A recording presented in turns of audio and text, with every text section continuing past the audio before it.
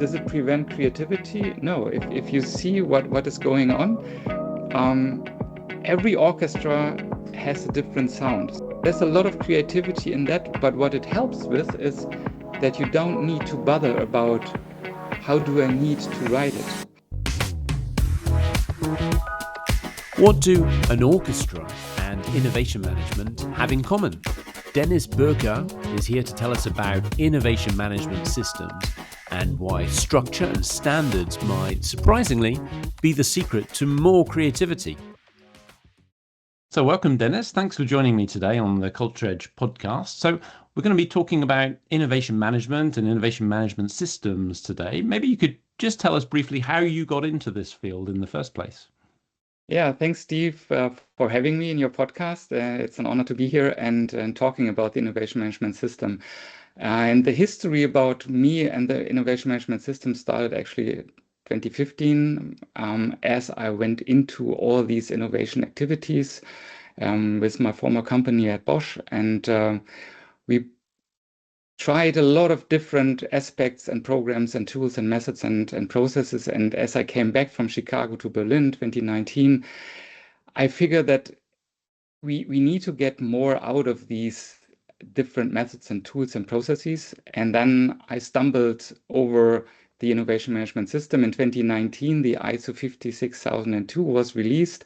I stumbled over it in the beginning of 2020, starting with the Corona pandemic. And as we all know, at that point in time, you did not have a lot of private things to do.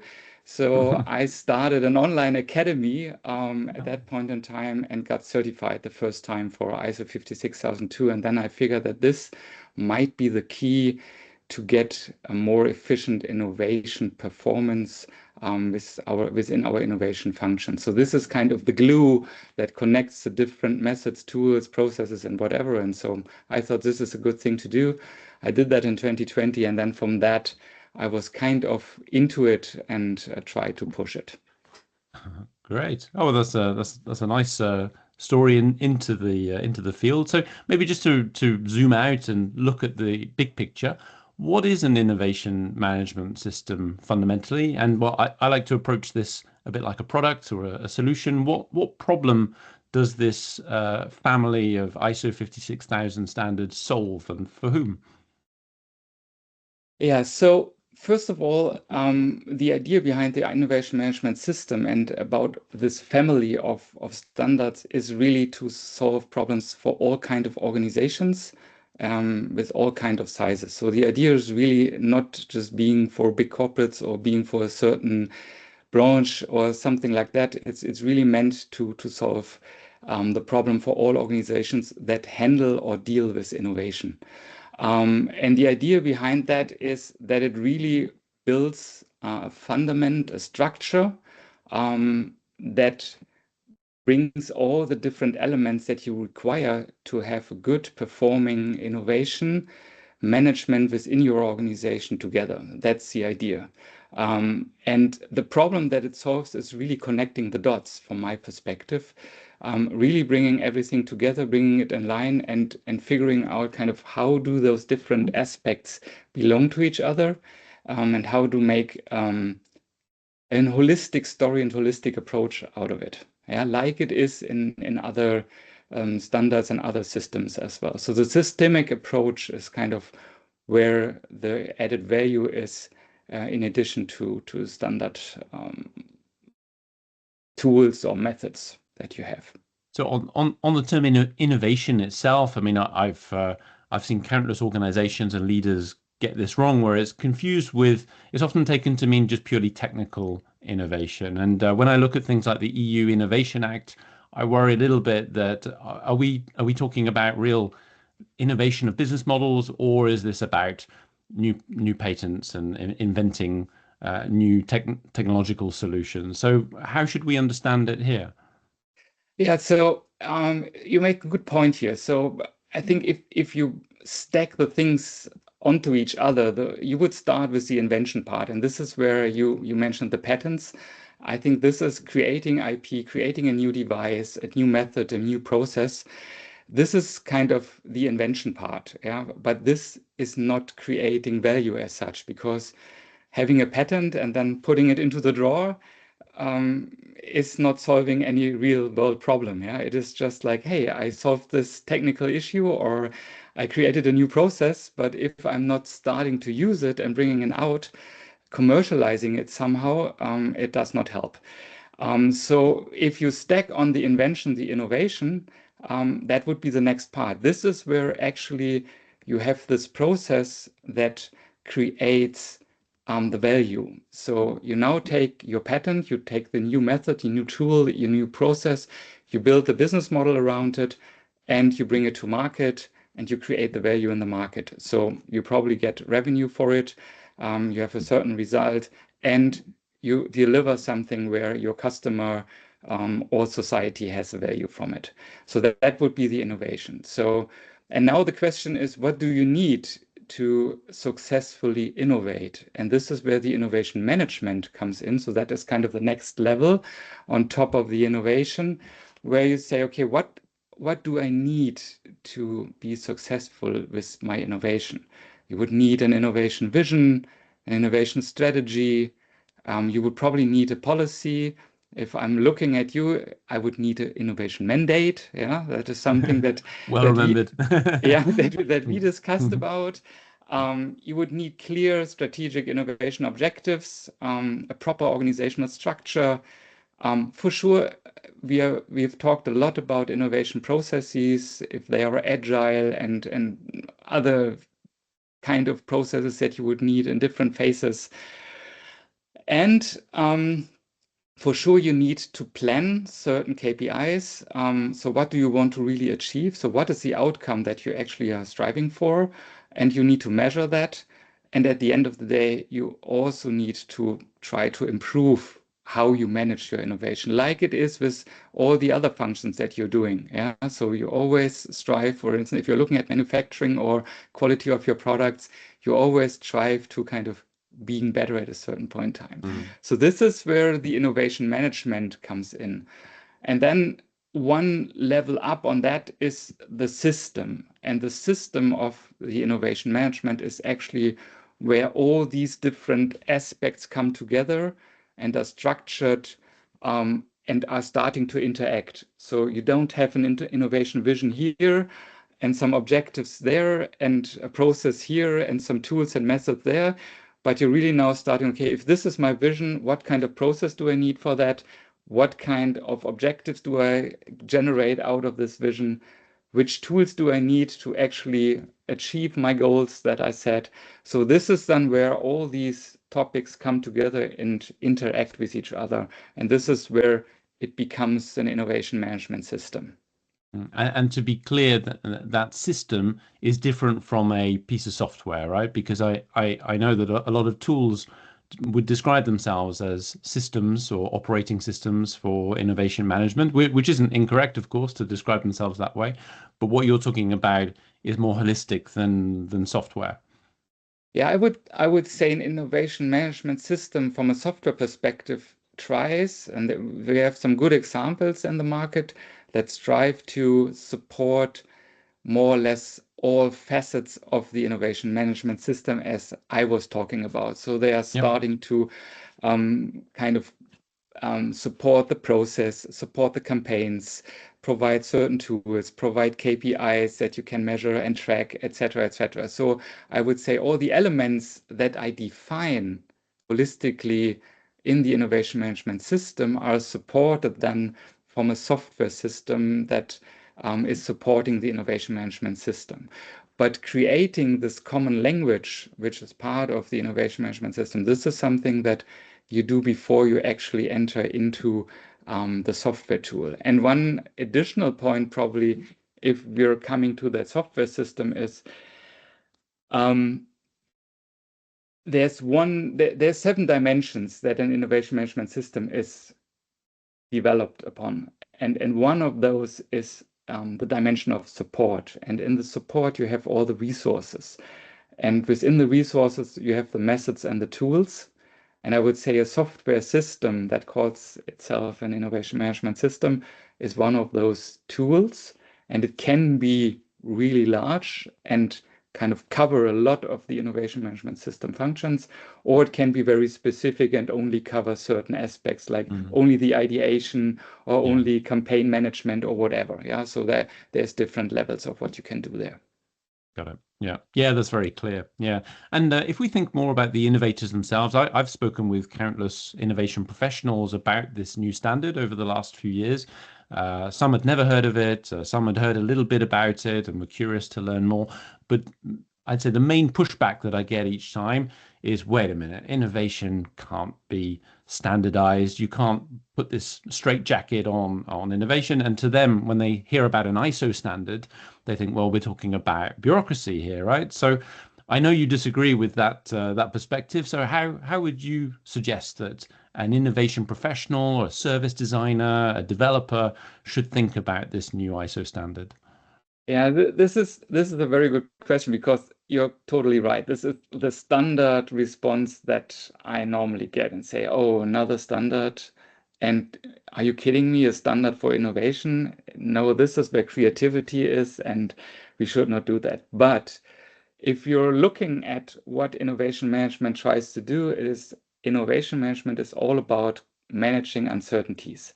So, and there's a lot of uncertainty already in the matter, because you don't know where the result actually is, because you're trying something new that probably never has been done before. So if you have a certain structure that helps you on that way, it's probably positive.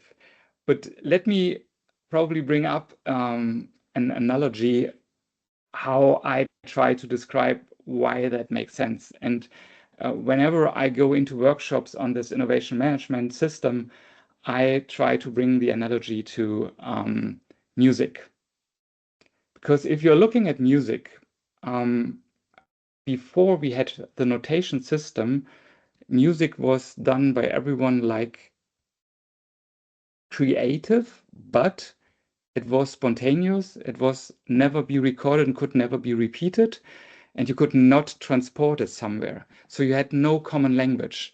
So if you would do something, no one else could do the same thing, because you would not know how you've done it. So when you say notation, to be clear, you mean all the lines and the written the notes lines from and the notes and the values of the different notes and what kind of key you're playing in and all these kind of aspects. Yeah. And that dates from, is it Bach or that sort of era? Is it? Yeah, it is Or probably monks even further back. So Beethoven was one of those that started and it developed over time. Yeah, so it even forced. I think it was Beethoven that even forced kind of to build instruments that were larger. So the piano in the beginning had not so many keys. So at a certain point in time, you wanted to expand kind of the scale of what you could do.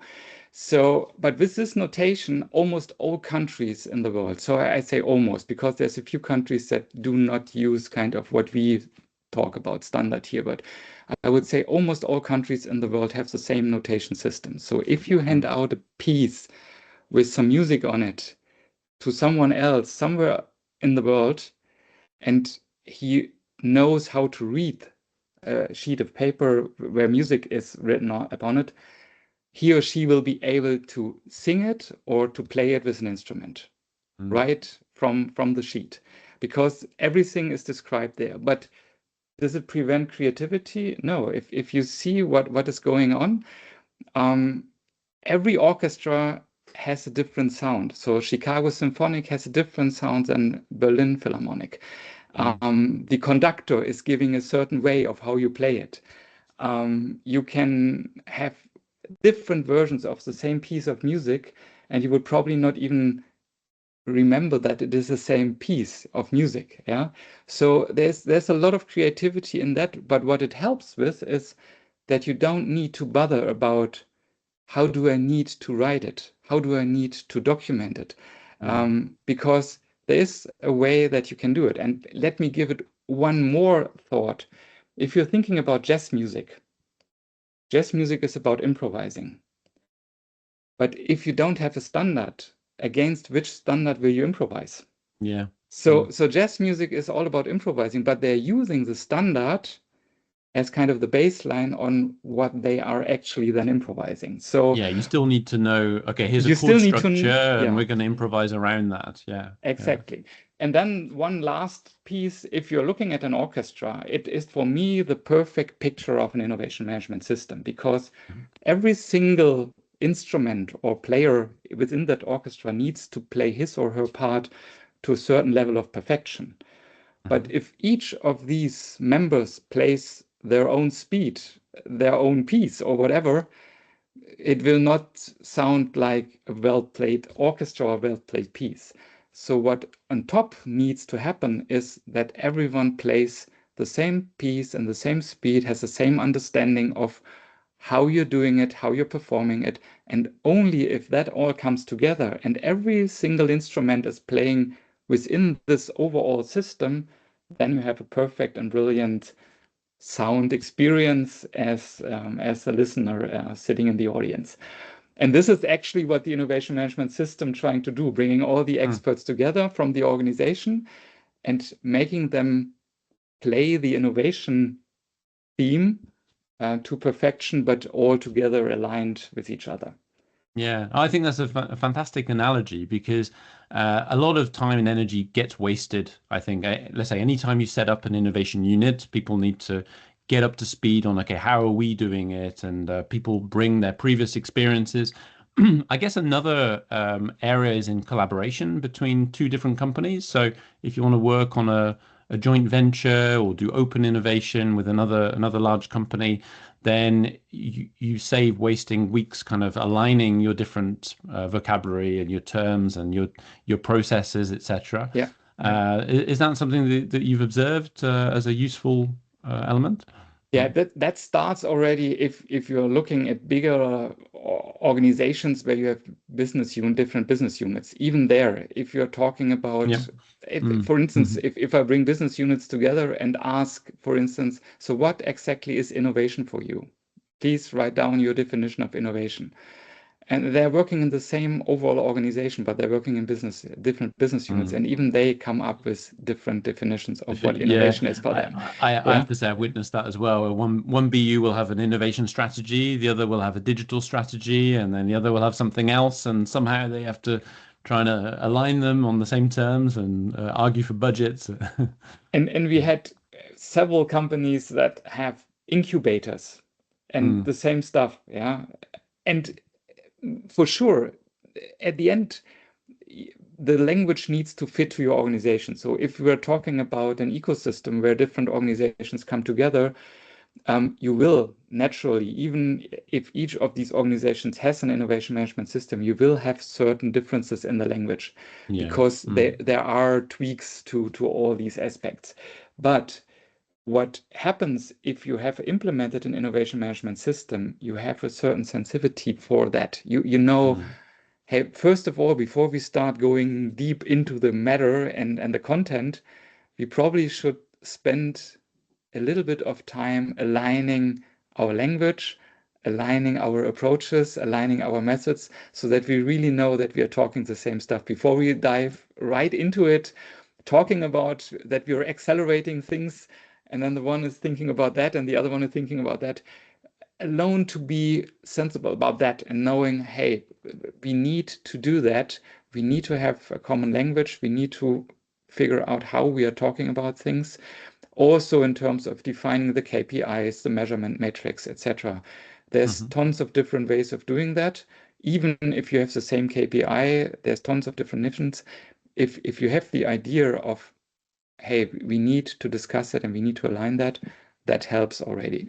And with the more and more complex problems that we need to solve as organizations, and we are knowing that not one organization will be able to do that, an innovation management system can help doing that because it gives you the baseline of what you need to align. yeah, that's right. Yeah, and the examples that we've discussed so far are focused on large, complex organizations. I think. Would you say the standard, the ISO 56000, is only for large companies? As I said in the beginning, the idea and the goal of the standard is to be applicable for all kind of organizations in all industries and all kind of sizes. And for sure, you will not use probably the same level of detail or complexity with an innovation management system if you're talking about a large corporate or a small company. But I am really pushing for that and really trying to provide the evidence that it is possible. So just to provide examples for you here. So I am currently working with a large automotive supplier on their innovation management system. So company with tens of thousands of associates, multi-billion-dollar business. So this is kind of huge, one of those large corporates where you would say, yeah, this is for sure target for an innovation management system. But I did the same with a medtech company here close to my home, where they have only 300 associates, very specialized niche with medtech, and it was extremely useful for them to find the same language to develop the innovation strategy to do that. And I wanted to really go to the extreme. So I was myself getting some treatment in a physical therapy and they have practice, and they have five associates and a few more that are doing the different treatments. And I said, okay, let's try to figure out how you can improve your business. And we use elements of the innovation management system. So, and if you're thinking about, okay, what is the innovation strategy there?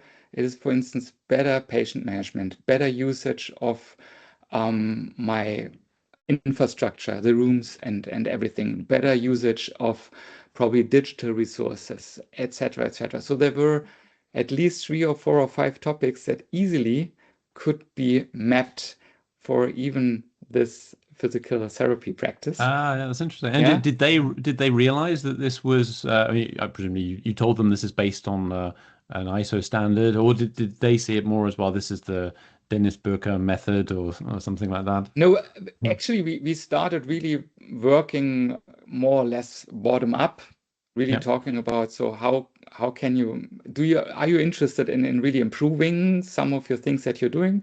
Then let's start doing some things. And then at a certain point in time I said, you're kind of an experiment to me as well.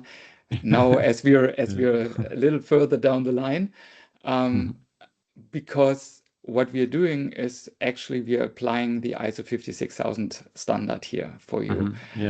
But we are having it kind of condensed to the critical and relevant elements. And for sure, if you're looking at market intelligence or foresighting, what they are doing is, I said, go around in the neighborhood and figure out what kind of other physical therapy practices are around there. What are they doing? Look at what kind of what the patients are actually looking for, what they are missing, what they wish for. So for me, it was, for instance, I got a lot of things that I need to practice at home. But latest, when I was at home, I did not know exactly how the posture was and how I exactly need to do that. So we said, okay, let's do some short digital videos that I can use at home in an app to replay how I actually need to do that. So that helps me to practice. Little easy thing, I think, for a digital company, no big rocket science, but for physical therapy practice, it was definitely something new. So I think it's fair to say that the standard acts as a good starting point, but it's not a question of, okay, here's your 50-page document, go apply it. It's probably not up to the company to even read the standard, right? It would be up to somebody like yourself to interpret the standard and adapt it to the client. In the beginning, I would really not recommend to start with reading the innovation management standard document.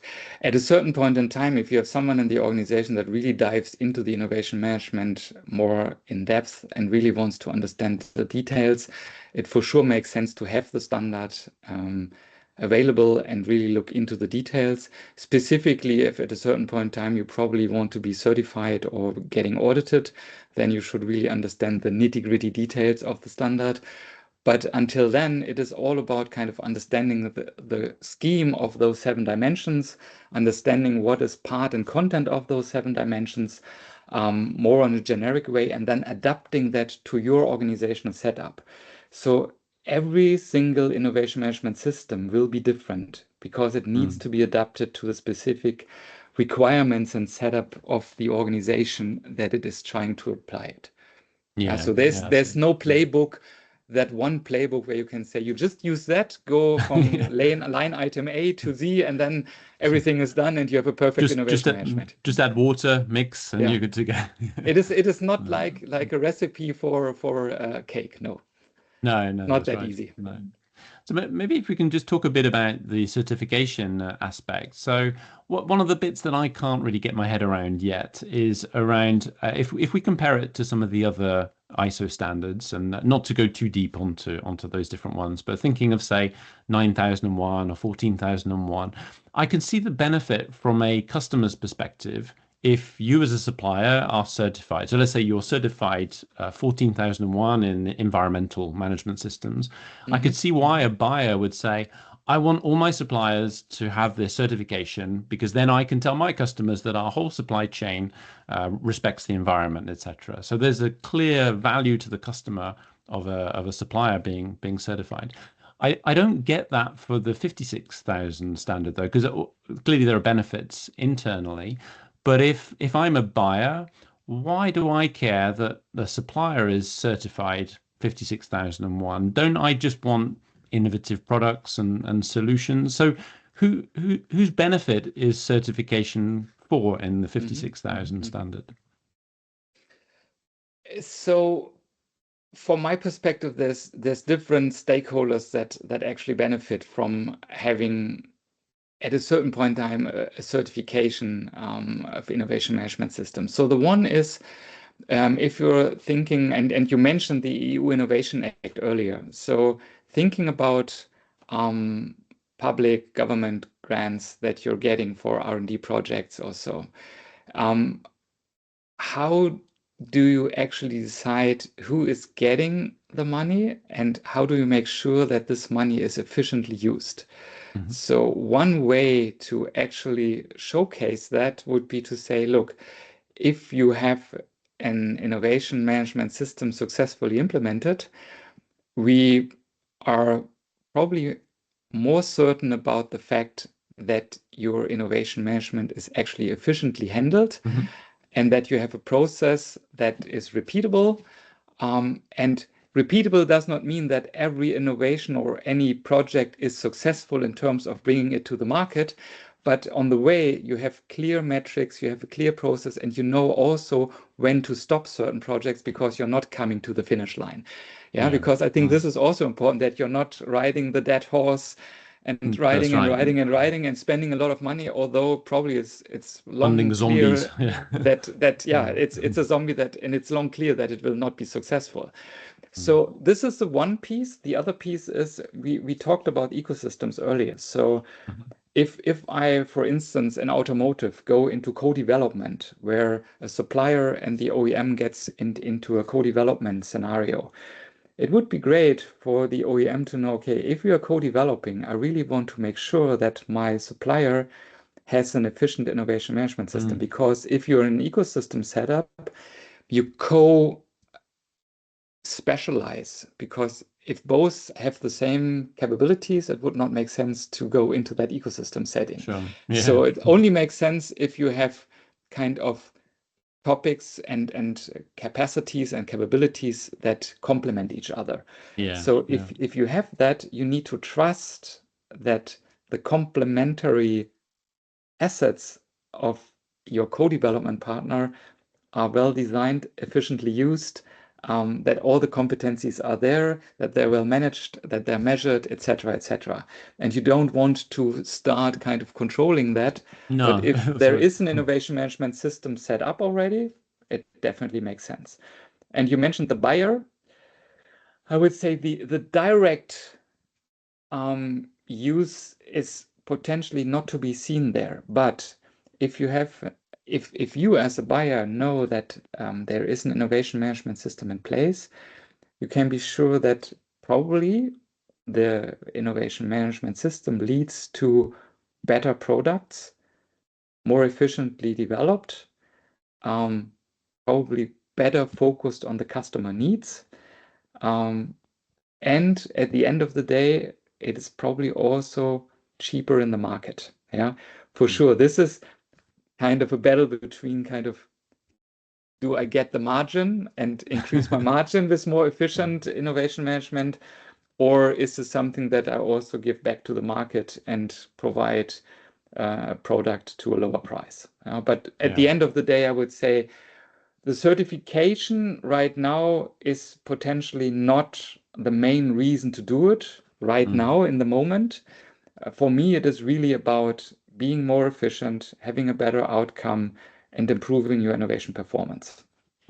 That was actually going to be my next question around, well, if we bring it down to the individual level, or at least for someone who's responsible for a company, should you get certified if you're, let's say, an innovation management professional, or if you're leading the innovation function of a company? Should you seek to get certified either personally or as a company? So from a personal level, I would say as soon as you really dive into the innovation management as kind of an holistic approach for your organization, it definitely makes sense to have someone in the organization that is certified in innovation management systems. So getting a ISO 56002 or similar certification definitely makes sense on the personal level. It is also kind of interesting to me that if you're looking at all the other professions like project managers, HR, etc., you have certain very well-defined competencies that those need to have for certain roles. If you're looking at innovation management and going into organizations, you barely find role descriptions and you barely find competence descriptions. So what does an innovation manager really need to know? What kind of things does this person need to be capable of? It is hard to figure that out. So therefore, I would say you will not have all kinds of specific method knowledge after you are certified, but you will have that holistic baseline knowledge of what is an innovation management all about, how do things relate to each other, and how do they work together. So for individuals, I would definitely say it makes sense. Does everyone in the organization need to be certified? Probably not. But I would say it definitely makes sense for those that handle innovation management as a holistic practice and systemic approach in the organization. For companies, I would say right now, there are industries that have a lot of regulation, like, for instance, medtech, as I mentioned before, or chemistry or others, where I would say I see that these industries will sooner or later come to that point and require a certificate, in addition to the other elements that you need to have in place if you want to provide those products to the market or to your customers. Right now, I would say it is probably a midterm goal to get certified. And on the way to that certification, right now, I would focus on improving my innovation management performance, improving my functions, improving kind of how things work together in a systemic way, but focusing really on the innovation efficiency and performance. And then on the way, trying to tick off the boxes that are required for the certification, but not as the initial goal to get certified, because this would lead in the wrong direction. It is not about kind of getting certified. It's really about getting a better performing innovation management. So if I bring it down to your services then, and how you help clients, do you guide them towards certification, or do you offer an alternative to certification? Because you don't certify companies yourself, do you? I think you need to split and separate the functions there. So I am a lead auditor for ISO 56001. So I have made that training and the certificate there. but more to really understand what are the requirements. So what I recommend to do is, and I think if you're looking at different reports, articles, and whatever, I think this is what almost every innovation expert says. Before you get into a specific method or tool or process or whatever, first of all, you should do kind of a status. Where am I currently? What do I have on the table? Yeah, which methods, which tools, which processes, what do I have? And once you have all that identified, then you can identify also the gaps, and you can see where improvements are required to really improve your method. And what I do is I have an innovation maturity assessment that has been developed from University of Hanover together with Innotonic in Hanover. So it is kind of scientifically based, I would say, and it's going along the 7 dimensions of the ISO 56002. And if you do that assessment, you have kind of a good overview where you are standing. And then you can identify which gaps you actually want to tackle. And this is what we do in a workshop. And from there, you can then define in your own pace, where do you want to go? And for sure, one of the steps then further down the road could be to say, if I'm coming from there and really intend to go to certification, then this could be the starting point of this process, improving your system over the time. And at a certain point in time, you can look into the requirements in more detail and then figure out, okay, if I'm anyways building my innovation strategy, so what are the requirements that actually coming with the certification if I build that? And if there are 2 additional kind of ticks that you need to do, then you will probably go that little extra May step as well, right? and, it might be worth just it. do it. Yeah, and then you have it. But I would not start and saying, okay, the certification requires A, B, C, D, so let's do that. But you never use it, and you just put it, document it, and put it somewhere, and no one is using it. That is not helpful. No, that's right. No, the danger is that that's then treated as just a checklist, valid for its own sake. And so, if we push this to the end, and someone really does want to get certified, let's just say an individual, someone who's a professional innovation manager, they say, okay, I'm comfortable. I've maybe done a workshop with you, or worked enough in the field that I'm confident I know everything. Who can certify me today? So who has that authority to say, yes, you are certified as an individual in the 56001 or 56002 standard? So there's different groups that I'm working with. There are potentially, and this is where I also said there's a separation. So I would not audit myself because I see myself more on the consulting side. But for instance, here in Germany, I work together with Innotonic. They have an academy, so they certify individuals. And they also do the audit trail. So they do the auditing and the certification for second party audits, and I do the consulting part. So we have a split there so that they do the one thing, I do the other thing. So that so because it's also with the assessment. So if it would be my assessment, you can always say, okay, this is a biased assessment. You just want to trick us into some more consulting. So no, you this need a is separation of powers. This is not my assessment. So this assessment is coming from them. I'm just using it actually for the work. So this is, but they are only doing it in German, so this is probably not helpful for everyone here in the audience. So another group that I'm working with is Amplify. It's an organization in Sweden, and they are doing it in an online fashion. So it's also possible you don't need to go to Stockholm or somewhere. You can do it online. So there's an online academy. It goes, I think, 3 or 4 months. Different online modules, a lot of self-learning things, and then you get a certification there as well. So these are 2 examples that I'm working with. There's for sure more out there, but these are the 2 that I'm actually working with right now. Sure. Yeah. So you mentioned the certificate, the partners you work with. That's in German. But for your services, do you cover purely the German-speaking market, or do you also serve clients elsewhere? Yeah, I did something for an automotive company and an automotive supplier company in France, also with a B2C company in the US.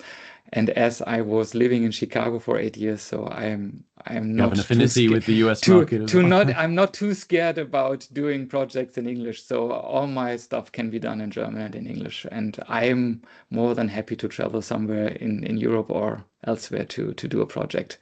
That's also fine.